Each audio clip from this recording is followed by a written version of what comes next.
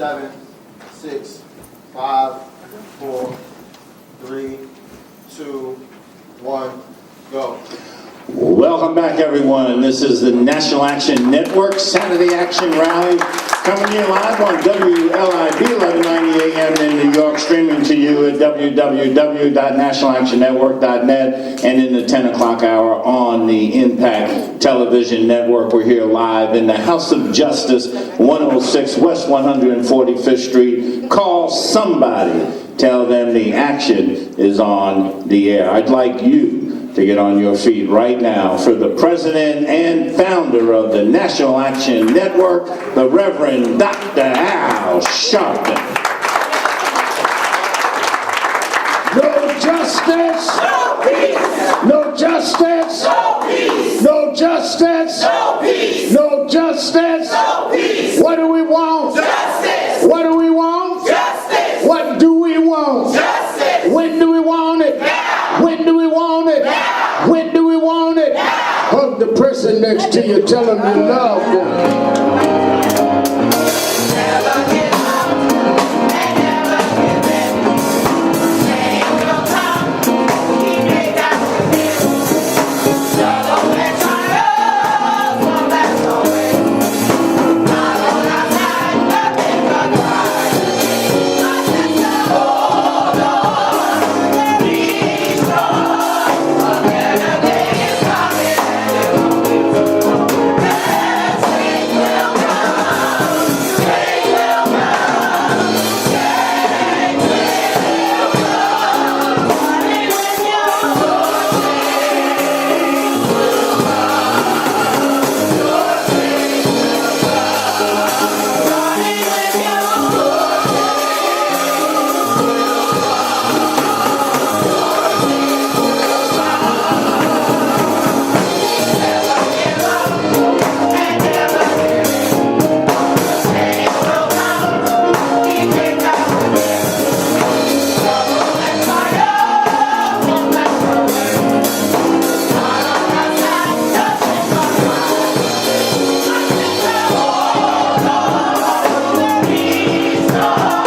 when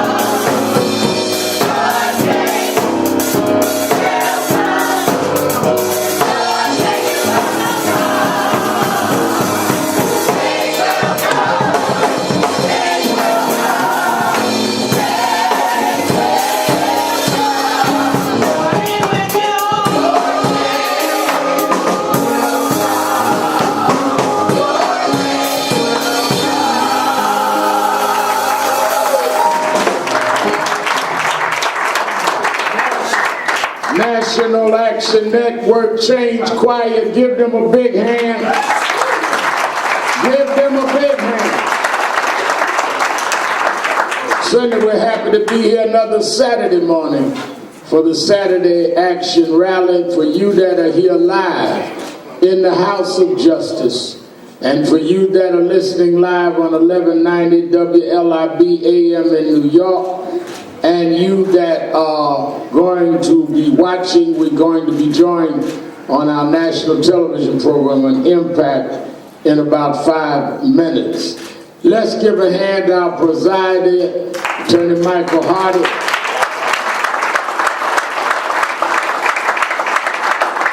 And our Northeast Regional Director, Minister Kirsten John Ford.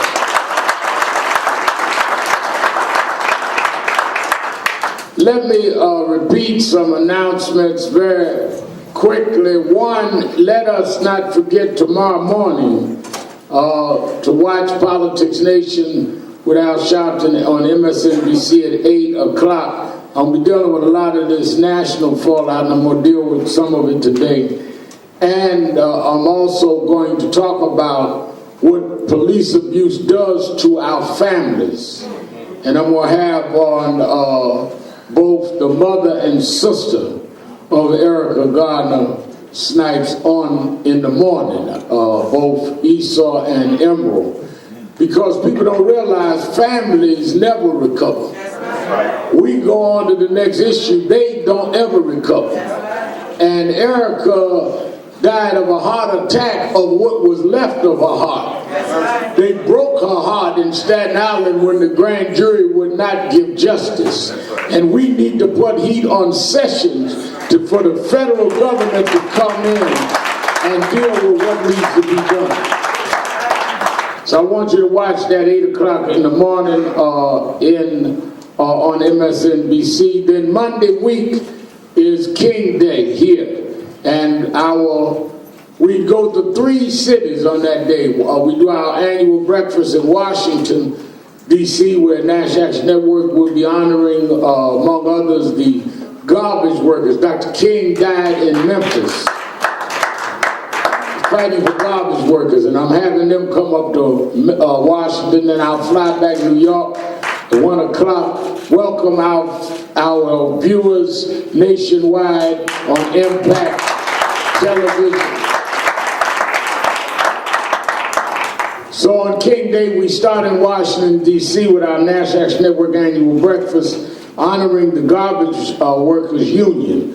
People take the mission of Dr. King out of the holiday.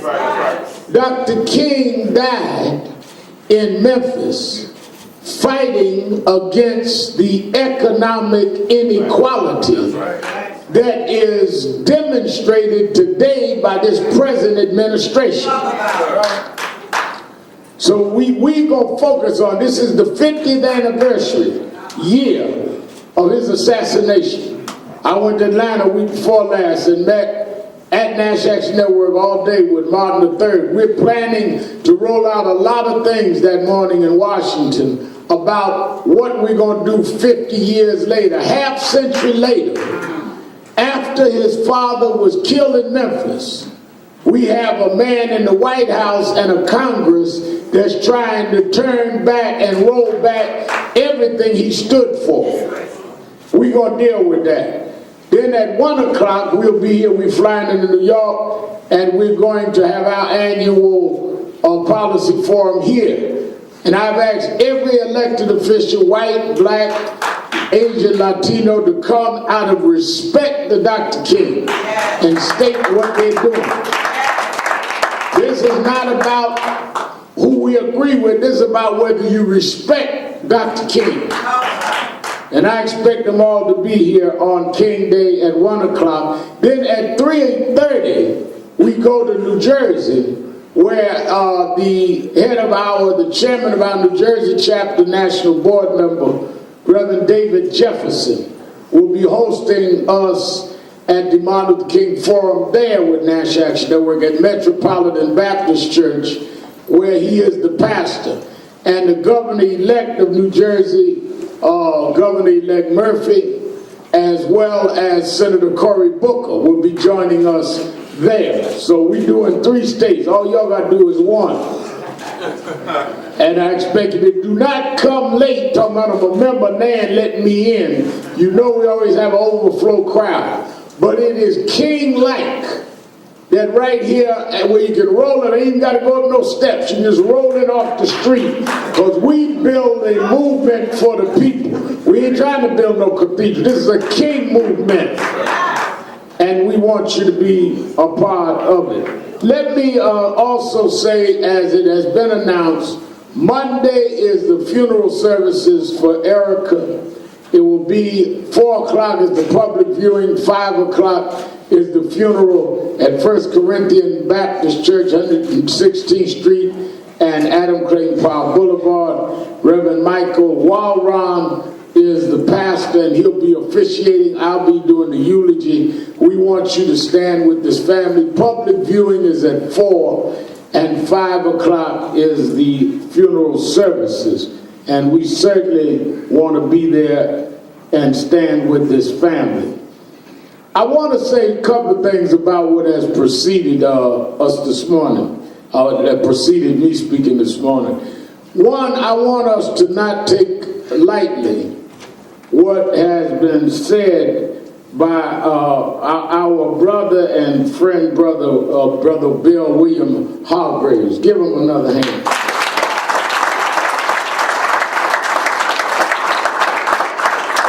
And for those workers that have come from Local 3, Martin Luther King, as I said, died supporting striking union members.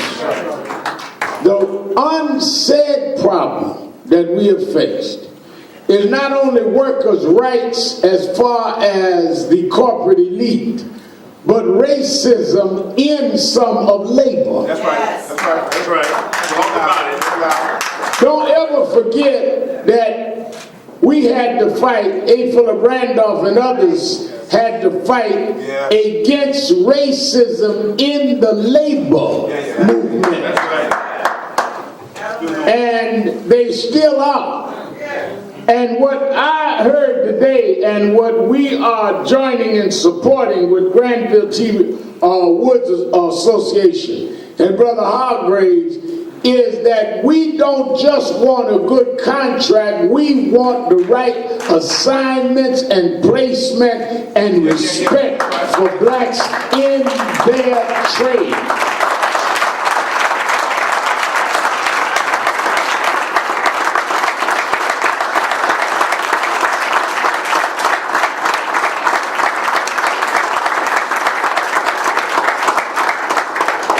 Too often, we fight, support unions, get a good contract, and then we cut out of the jobs. And we end up delivering, in the name of solidarity, something that we're not part of the delivery. So we've got to be real clear. I tell folks all the time that we cannot have progressives that are progressive about everything but race.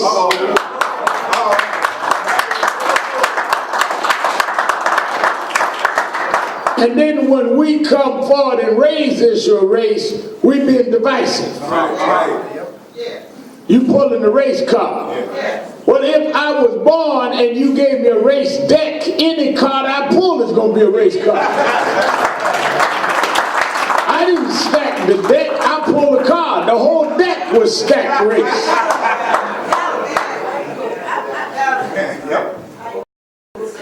So I want them to know, Brother Hargraves and them, we're with y'all as we deal with this.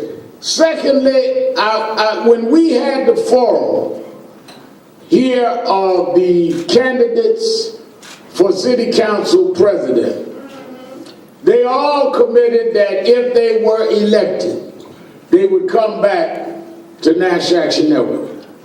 Now, I made it very clear that my personal wish was to see us for the first time, have a black city council president. We could not get a consolidation or consensus candidate, and Corey Johnson won. As Corey said, I've known him since he was a little boy.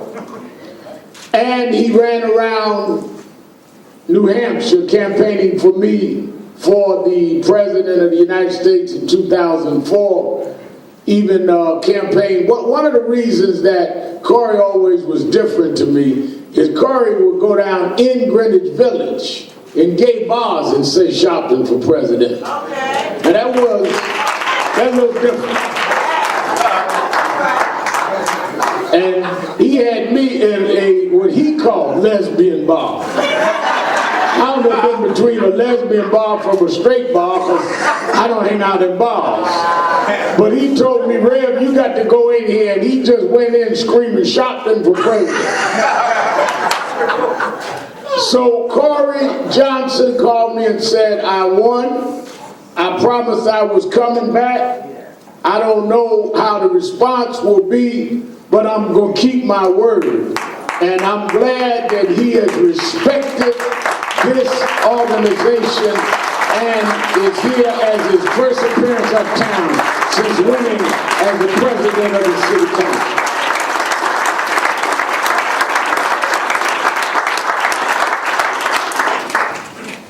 His winning, though,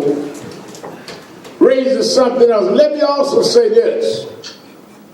You have two choices. I tell a lot of our young people that are in NAN, you have two choices. You can be a dramatist or an activist. Dramatists like to show out and show off. Activists like to use drama or whatever else to get something done. Sometimes drama is necessary, sometimes drama is an impediment. The goal is important. The issue is, are you getting something done for our people? And one of the most effective activists that refuse to be intoxicated with cameras that want to see you just act like a clown rather than with a strategy is our Councilman Jumaane Williams.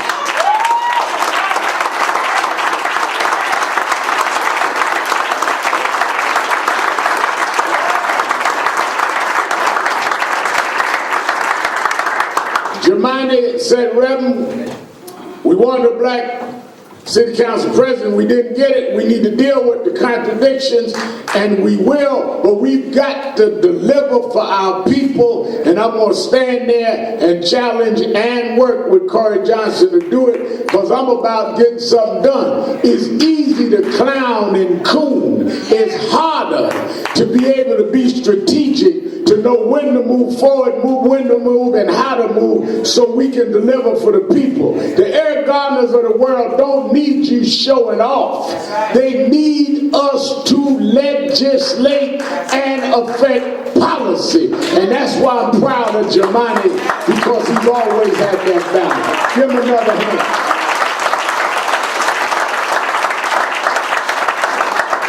Now, there is some rumor, you know, Minister Floyd keeps me abreast of what's going on locally. I'll be on the road most of the week. And there's some rumors, some folk want Jumaane to run for lieutenant governor and all that. I don't know if that's true. All I know is that one King Day at Nash Action Network, Spitzer was sitting on the platform next to David Patterson. And that's where David Patterson and Spitzer agreed he'd run for lieutenant governor. And I'm not telling you what to do, Jumaane.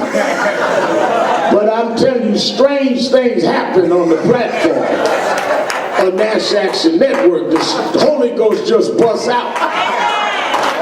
And since you're sitting up here next to Corey Johnson, and you may put together an exploratory committee, it wouldn't hurt to have the city council president at least explore the issue. I don't know how to be subtle. Y'all know I never learned that.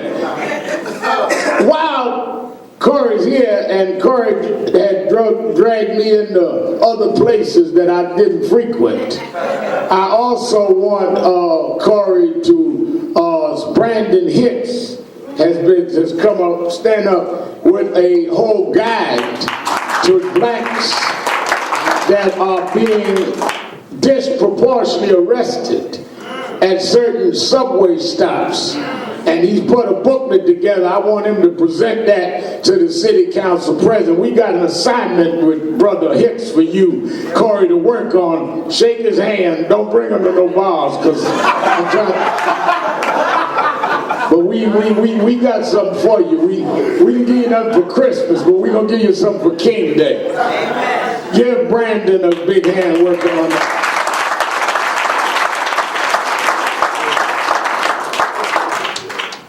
I think that we need, as we deal with the challenge of the time, the opportunity, Jumaane, is that when we look at the fact this week, Sessions has announced again they're going back in this war on drugs, going back and criminalizing marijuana, which is going to disproportionately impact our community.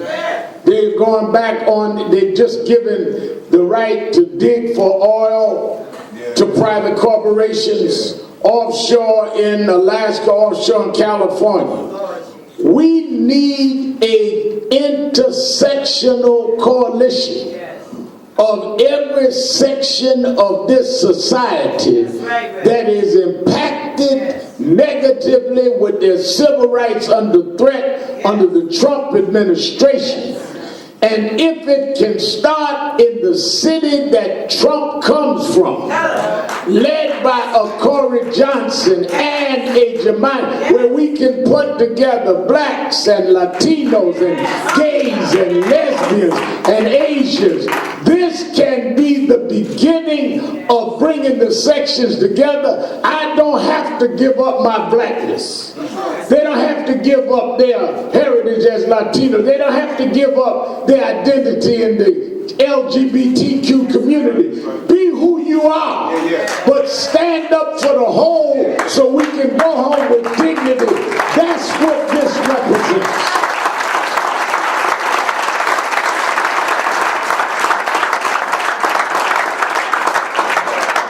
What Trump wants is us to play against each other. That's why I gave credit to Jumaine. So that if we in the huddle lose a play, we turn on each other, which he benefits from.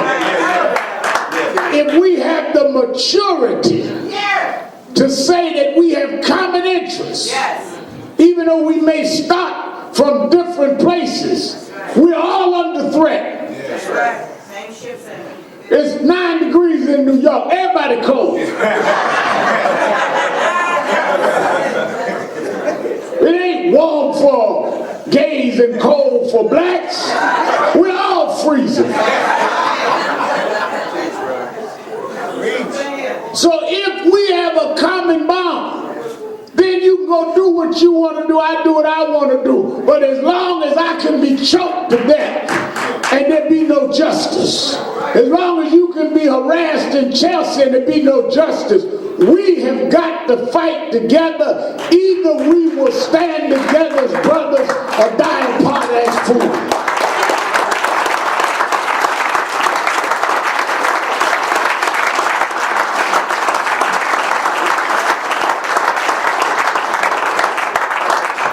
(1968), 50 years ago, there was a great anti-war movement going on, anti-Vietnam War. And I remember, Corey, that I was going first year into Tilton High School that year. Just been appointed in Operation Breadbasket, New York Division, Dr. King's organization. Dr. King was killed that April. I was going into school that September. You had the anti-Vietnam War movement. You had the SDS. You had Allen Ginsberg and the hippies, we called them, in the village. You had the Black Panther Party doing free lunch programs.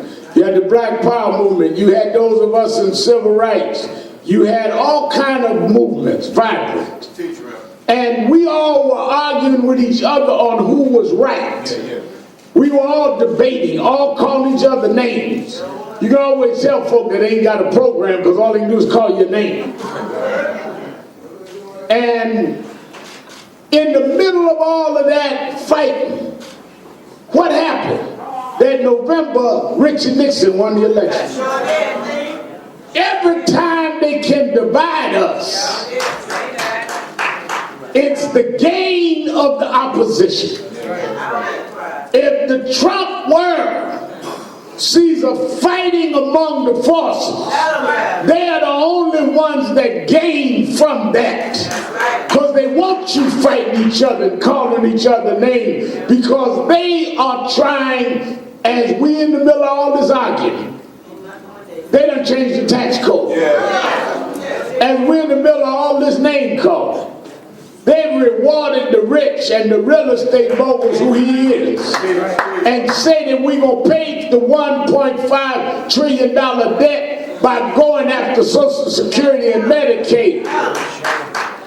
We cannot, in a year of midterm elections, even afford to be divided.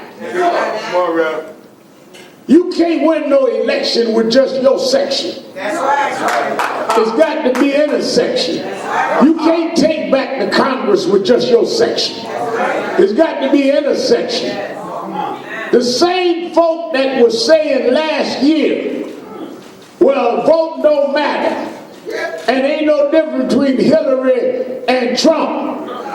Well, now ask yourself, when you see who on the Supreme Court, when you see the legislation he's putting through, when you see what Sessions is through, I don't think Hillary was no angel, but Hillary would have been better than this.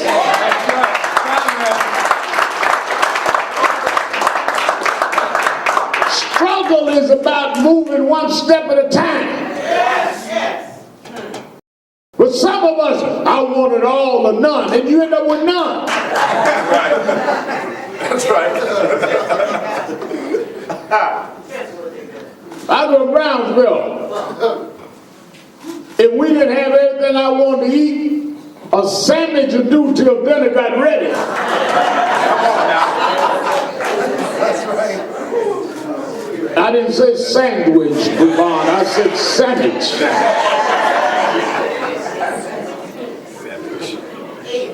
We can't afford to go backwards. When you see, let me tell you something. We're in real serious time. When you see this book done come out, they asking whether or not Trump got good sense. Say the man get into bed 6:30 at night eating a McDonald's hamburger. I mean, and he got the codes to the nuclear buttons he got. Now I hope General Kelly done changed the code. Because I don't know, but in case he really is failing, somebody should deal with them codes. So that if he does flip out, if that's true, I'm not saying it is, I'm just reading the book. But if it's true and he does flip out, at least have the codes where when he hits it, they show up with 7 McDonald's hamburgers saying, who ordered it?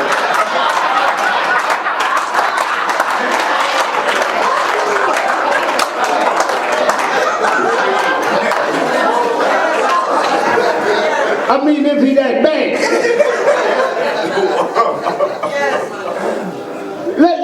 Let me say this. We must understand the whole nuances. I spend a lot of time late day in the evening in the office after I do my radio show, and I spend a lot of time talking with my daughters and Attorney Hardy, and my daughters sit there and act like they're interested, looking at their watch. But I try to put things in context. There has never been a straight shot at freedom. You know, everybody was talking last week, and I went through the Emancipation Day. You need to understand when I talk about Germani and others, the art of dealing with social policy and change. The Civil War didn't just start about, we got, you know, the rewrite of history, Corey, is that slavery was so bad we're going to fight and split the country. That's not what happened. That's not what happened. This was not a fight over their humanitarian concern about blacks. That ain't what happened. It's the seeds of the Civil War started in 1820 with the Missouri Compromise, and where they allowed Missouri to enter into the states, the United States, as a state, as a slave state, as long as the rest of the territory brought in by Louisiana remained free. Because the battle was to have a balance between slave states and free states. Had nothing to do with slavery. It was slave states, free states. It had nothing to do with the humanitarianism of us. So I had to study these things because I got a PhD son-in-law and I can't make him think he's married into an ignorant family. I'll be reading and stuff like that, so when I go to dinner with him, I can say, yeah, that's right, but so-and-so, so I don't want to think all I know is get on the good foot.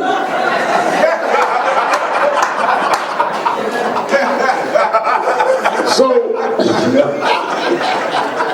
me. Don't embarrass me, Dad. Now,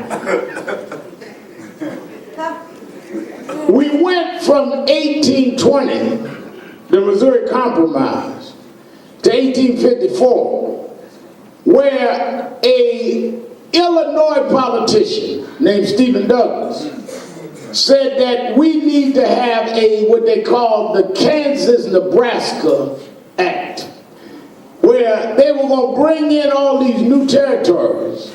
He wanted to do a routing because he owned some of the business, sound familiar, and was going to break down where as you went from Kansas into Nebraska, those local communities could vote on whether they wanted slavery or not. That would turn the imbalance of slave states and non-slave states. That's when a young lawyer emerged in the Whig Party and formed and became one of the leaders of the Republican Party just forming, and opposed that and ran all the way to 1860 and became president, named Abe Lincoln.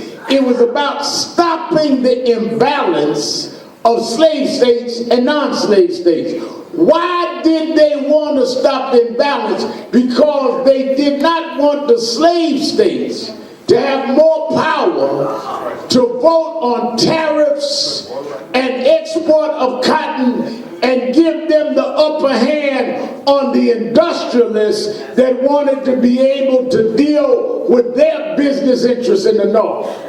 And the way to crush the slave states was to free the slaves, because the only reason they were making so much profit is they didn't have to pay for their workforce.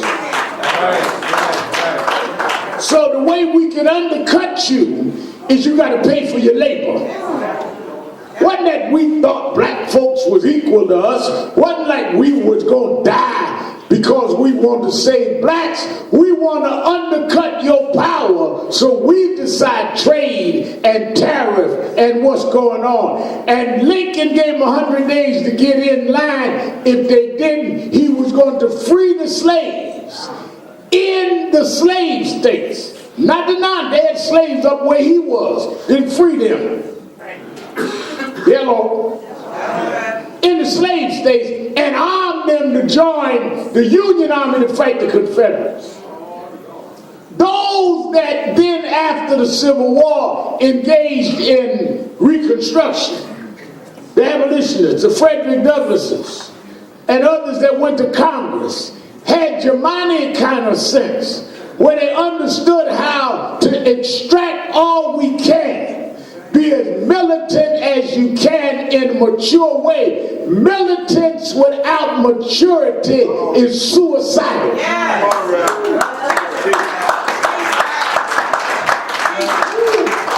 I'm mad. I'm full of rage. I can't take no more. I'm running out here in front of this bus, and your funeral will be Thursday night. Because not only are you dead, you haven't even achieved nothing for us. I tell Brandon, Isabel, all of our young folk every day, I got this idea, we need to do so-and-so, and we need that passion, that innovation, that creativity. But my first question, all right, but what are we going to achieve by that? If you don't have an achievable goal, then let's debate it until we can figure it out. Because if you really love our people, quit playing with them.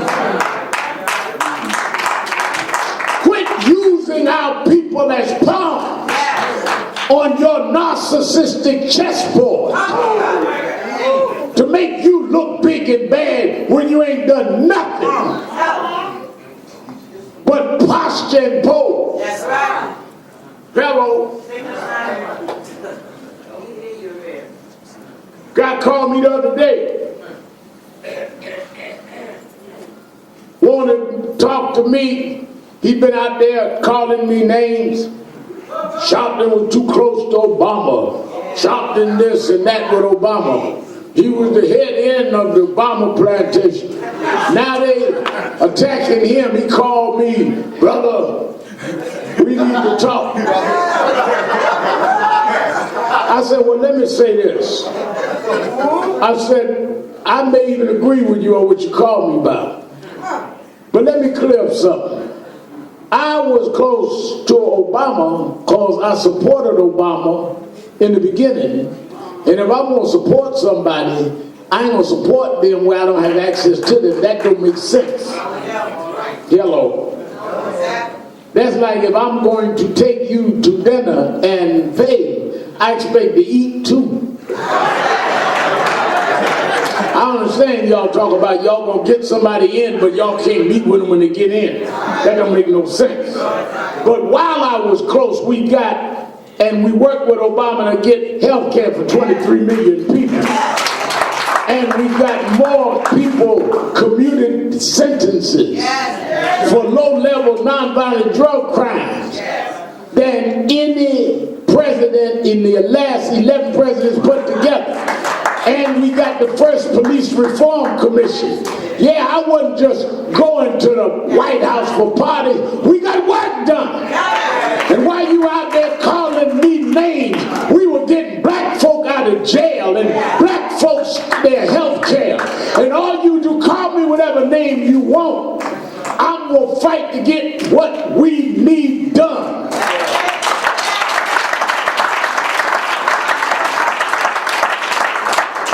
Give a hand, Councilman Carnegie coming in.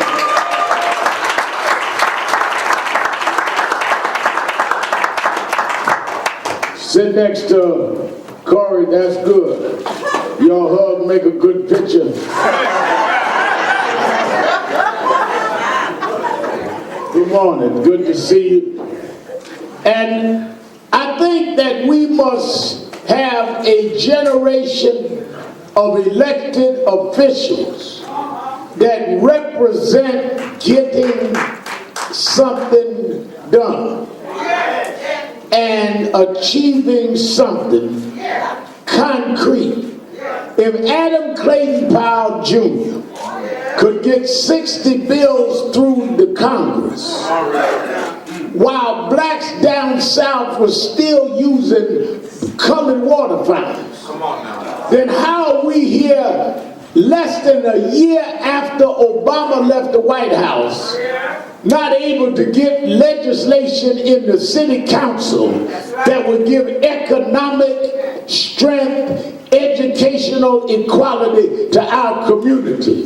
Yes, I wish a black had won, but I'm going to deal with the card we got, and I'm going to ride that card to stop these charter schools from having apartheid accommodations in our buildings. We got to work together to stand together.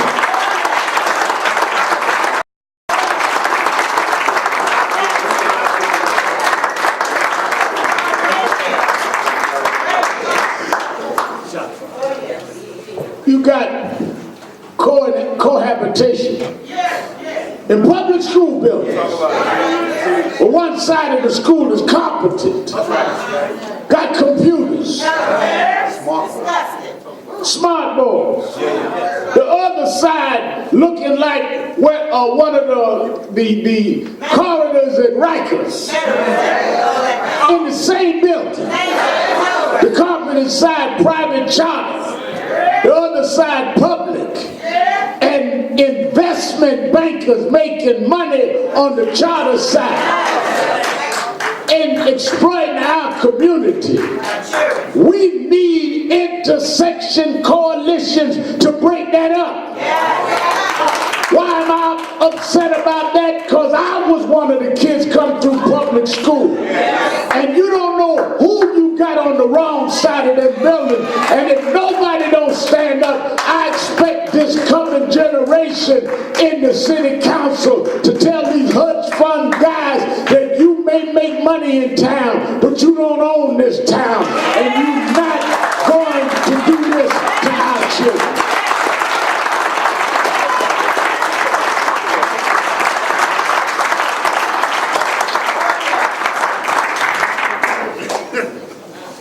We got to stop a lot lot that's going on right here.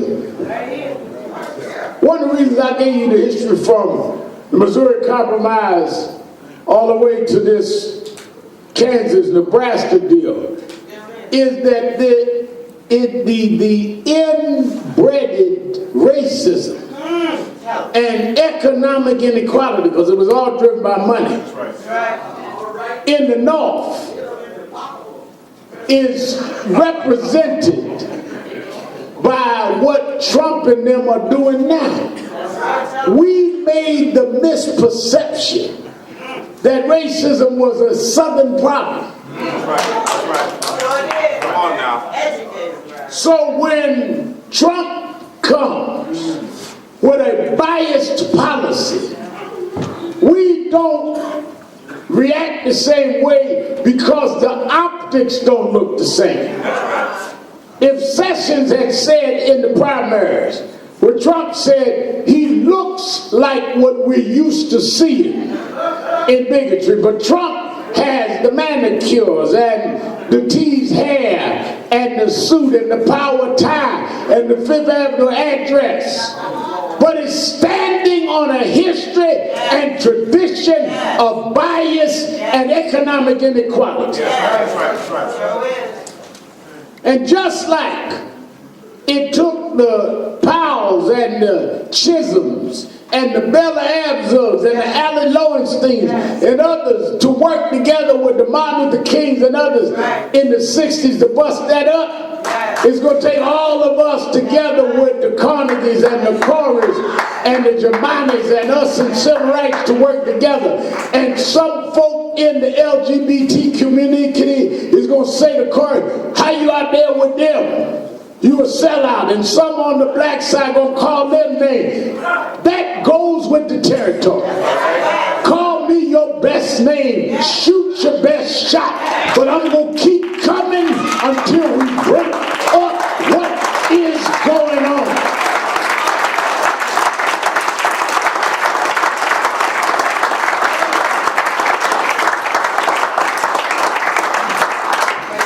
Our challenge couldn't be clearer.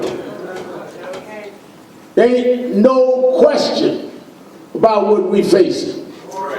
If you don't believe it, Trump tweets every other minute, let you know. Just in case you thought I went anywhere, let me tweet and remind you. So you ain't got to guess, you ain't got to analyze. And we are weakening by our being divided. I look out here, I see Lloyd Williams, Uptown Chamber of Commerce, who works every day, all day on this.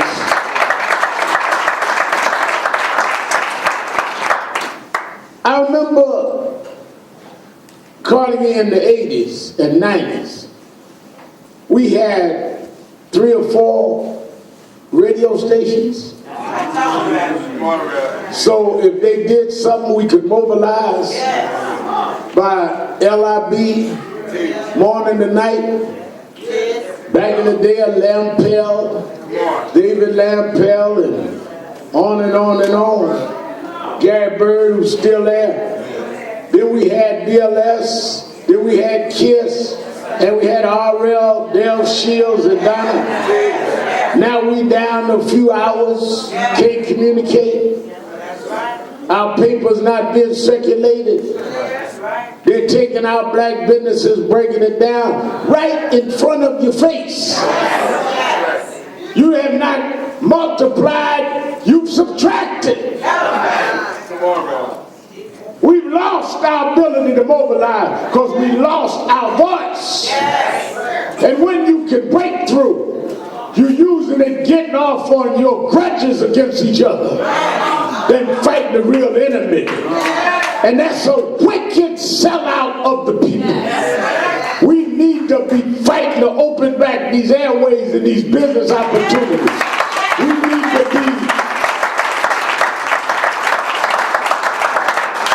We need to deal with the interests of our people. Our children have no hope because they're being programmed into hopelessness. You know, when I was growing up, the culture shoved us toward hope. Songs shoved us toward self-esteem. When I was growing up, James Brown was singing, "Say it loud, I'm black and I'm proud." Aretha was singing "Respect." Marvin Gaye was singing "What's Going On." I was on welfare, but I felt I was somebody. But now you got kids growing up in a culture that every record calling them niggas, calling them bees and hoes. What do you think the kids gonna be when they're programmed into being niggas? Then they go to schools. Then they got to look at one side that physically is better than them. So they're ingrained in them, yeah, I ain't nothing but an end. Then they go to a housing project with no heat in the winter. Elevator don't run. And the folk that should be speaking up for me is too busy ego tripping and calling each other's name. You're breaking the psyche of our children. Somebody got to see clear, even through murky water. And that's the challenge of the day. The leadership we need is folk that can see even in darkness. That's right. Folk that don't shut up for being cowardly or punkish, but that's firm in knowing who and what they are. And that's why usually Germanic people that led have been men and women of faith. Because you got to look beyond your capacity and know there's a power that'll hold you up. No matter what the world may do to you, there is another power.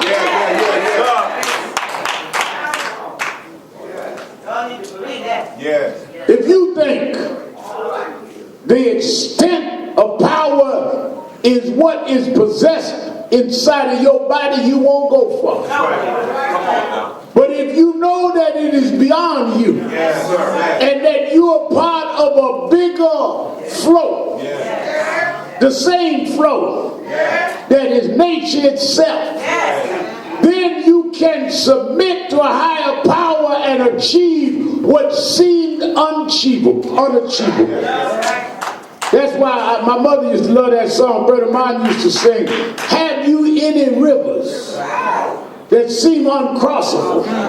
Have you any mountains that you can't tunnel through?"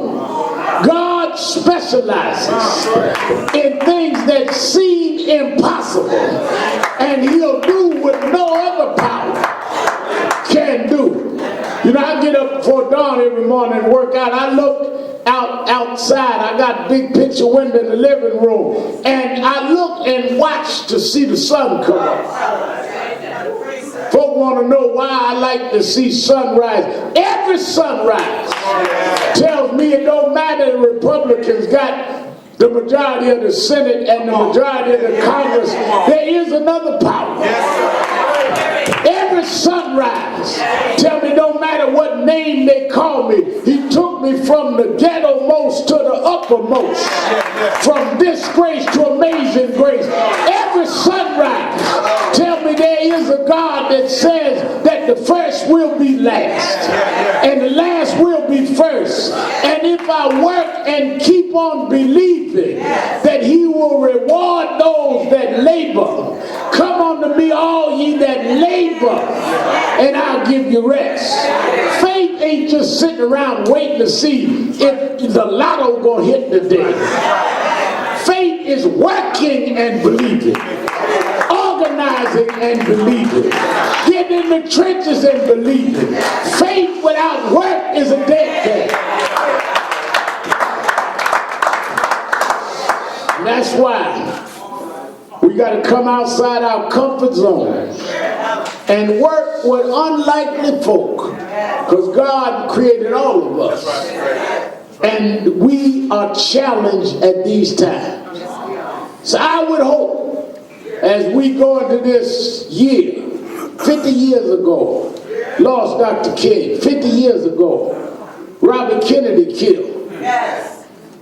Half century later, and we're right back to being trumped. Yes. We got to be smarter than that.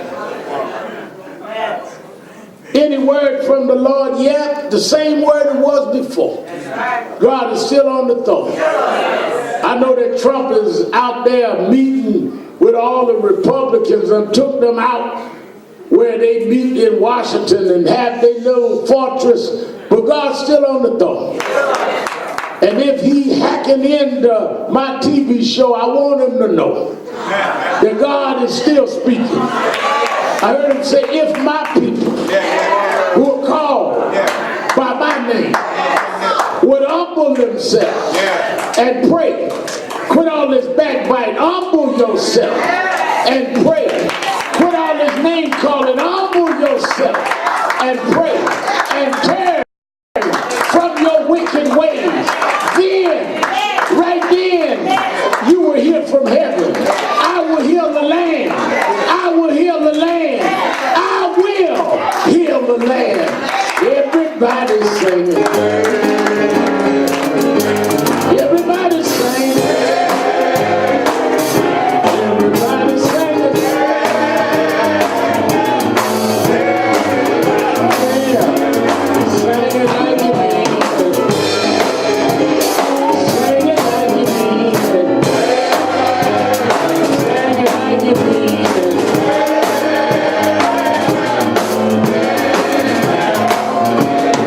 One more time, Lord. Everybody's singing. Everybody's singing.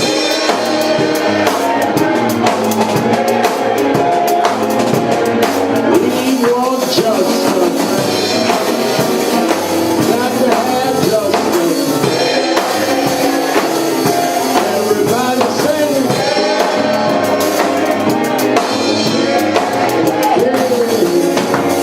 I'm gonna open the doors of the movement. There may be someone here today or someone in Radio Land that want to call in and join National Action Network. If you're not a member and want to support us as we go forward this year, if you're in the auditorium, just come right down to me and let me shake your hand and have you signed up.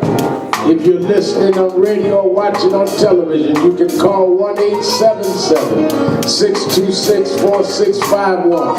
1-877-626-4651. But if you're here and never joined Nash Action Network, come on, come to me right now. Everybody sing. Everybody sing. Everybody singing.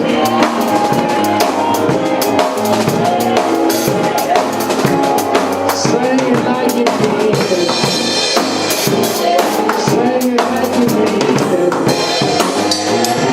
Singing like you mean it.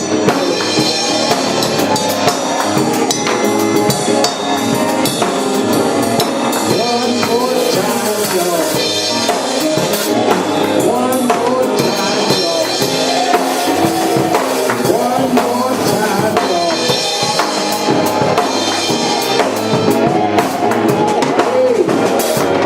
All right. I want, before the councilman has to go, we heard from Giovanni on the air. Robert Carnegie ran a good race and stood up and put issues out there, as my brother Giovanni did. And I think it's a sign of political and legislative maturity to say we've got to keep moving on and find common ground to serve our people. And I want him to be able to give a few words at this time. Robert Carnegie. Very quickly, good morning, House of Justice. Thank you, Brad. It is truly indeed a pleasure to be here this morning after a hard-fought race and realizing that we still have a whole lot of work to do. And realizing that we have 51 members of a body that serve this city and have passion. The one thing I did learn by traveling to the 51 different districts was that every council member does love and have passion for their district. And there's so much we can accomplish together. So I look forward to working with the House of Justice. I called Kirsten yesterday and I said, listen, man, the one thing I do realize is I didn't spend enough time in the House of Justice. And so going forward, you have my commitment that I will carry your voice in the city council. You have an opportunity. You know, the one thing I did learn is that even in every defeat, there's an opportunity. And we have an opportunity to unite. We learned a valuable lesson as black folks about running races. That's right. And we have an opportunity to begin from a foundation that's strong and get together and make sure that what we witnessed in terms of any fracture within our community won't happen going forward. So I ask that you will, as the elders say, pray my strength in the Lord so that I can carry your voice in the city council going forward. And I look forward to working with the speaker, Corey Johnson, going forward to make sure that our needs are a priority in the city council. Thank you. Thank you, Bill. Let me say this, when Sean Maturity, when Carnegie ran, Kirsten was in that race. And I did not know Carnegie well. I went out there and we were doing Monday night NAN meetings. And I said to Corey, who is this running against you? And Corey said, no, he's a good brother. We just both have the same. Said, yeah, but he ought to respect you and all that. And I went somewhere and he said, that's him over there. Carnegie was sitting down. I said, I want to speak to you. Carnegie got up. I said, well, how you doing today? Is it cold up there? But I love him. I've gotten to know him, and he's a solid brother. And you know, Jemani's a NAN guy. Yes. Jemani is one of us, and we're proud of him. And when you mentioned, as the elders say, pray my strength in the Lord, and my elders tell me that every day. Hardy tell me that every day I leave the office to pray my strength in the Lord. And you see, he sit down, the elders, he wake Hardy up, I'm talking about. Not Grandpa, yeah, I'm talking about you. But Hardy went up for the governor's inauguration, but I won't be going to Albany till they inaugurate Jemani. Oh, I'm not stopping. All right. Let me raise our offering quickly. Glad. So wait a minute, before you raise the offering, I got a text the other day. You know, I was in the corporate office about 5 years ago, and I walked through a little nice looking young guy just doing all this stuff on the websites and all this. And I said, who is that? They said, oh, his name is Paul Prezar. I said, he worked here? Yeah, real quiet, but he did all our graphics, all our computer. I mean, a real diligent worker. Representing Stillwater runs deep. And this week, the governor has appointed him Director of African American Affairs for the state of New York. Paul Prezar. Come on down here, Paul. Come on. Come on, all out. Give him a big hand.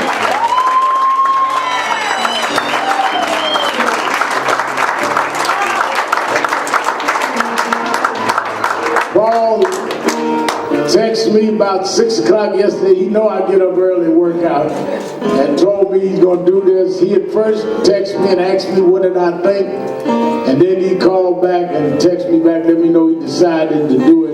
And you keep the heat on Andrew now. You let him know you come out of there. Don't give him no room or tell him you're going to call now. But we're proud of you. Give him a hand. We got you back.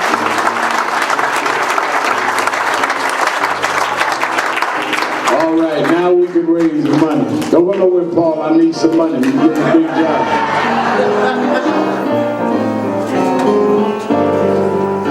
And Corey, don't stay for the offering. They'll be saying, you give me city funds. You can go. I don't want no city of New York money, and I don't get no city of New York thing. Don't give me a dime. Bye. I'll see you King's Day, if not before.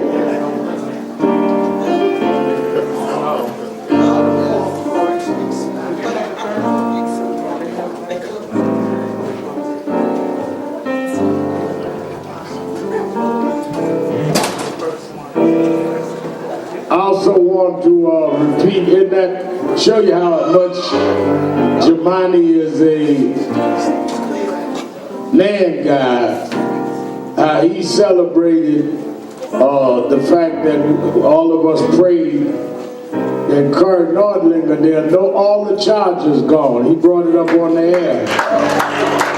And everybody that thought Curry was going down, Curry is free and no charges and all that mess they put in the paper. We thank God. Give Curry, who had a birthday this week, a big hand, and his mama, who's been a rockin', a weary land for us for over a decade and a half, Sister Rachel Nordlinger. Rachel done went and got the Holy Ghost. You call Rachel Sunday, she on the way to church. Prayer meeting on Friday night.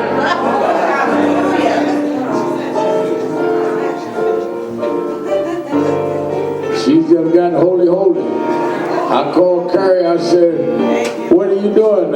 On Facebook, he says, I said, look like you anoint your mother. He said, no, that's that blonde dye I'm about to put in there.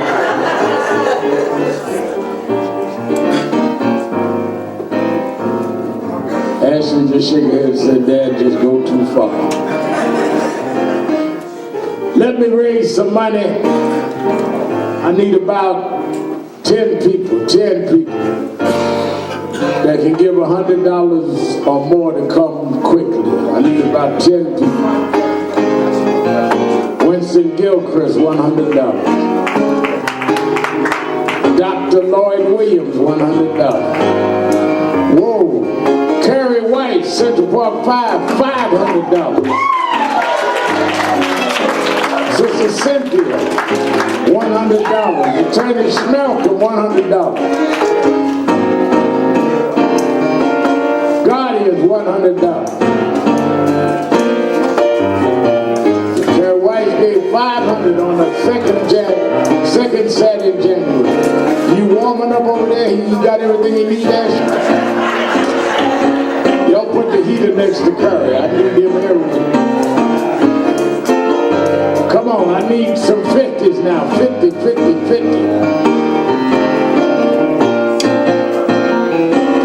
Come on.